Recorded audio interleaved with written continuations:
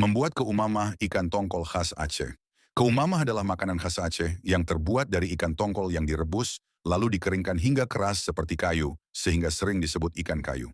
Makanan ini sangat tahan lama karena kadar airnya rendah, sehingga dulu digunakan sebagai bekal para pejuang Aceh dan perjalanan jauh. Keumamah ikan tongkol adalah kuliner khas Aceh yang unik karena teknik pengawetan tradisionalnya.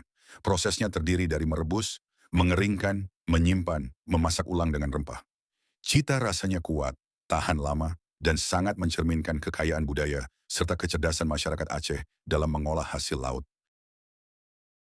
Membuat keumamah ikan tongkol khas Aceh. Keumamah adalah makanan khas Aceh yang terbuat dari ikan tongkol yang direbus, lalu dikeringkan hingga keras seperti kayu, sehingga sering disebut ikan kayu. Makanan ini sangat tahan lama karena kadar airnya rendah, sehingga dulu digunakan sebagai bekal para pejuang Aceh dan perjalanan jauh.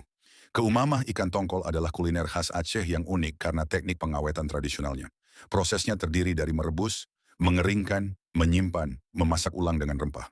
Cita rasanya kuat, tahan lama, dan sangat mencerminkan kekayaan budaya serta kecerdasan masyarakat Aceh dalam mengolah hasil laut. Membuat keumamah ikan tongkol khas Aceh. Keumamah adalah makanan khas Aceh yang terbuat dari ikan tongkol yang direbus, lalu dikeringkan hingga keras seperti kayu, sehingga sering disebut ikan kayu. Makanan ini sangat tahan lama karena kadar airnya rendah, sehingga dulu digunakan sebagai bekal para pejuang Aceh dan perjalanan jauh. Keumamah ikan tongkol adalah kuliner khas Aceh yang unik karena teknik pengawetan tradisionalnya. Prosesnya terdiri dari merebus, mengeringkan, menyimpan, memasak ulang dengan rempah.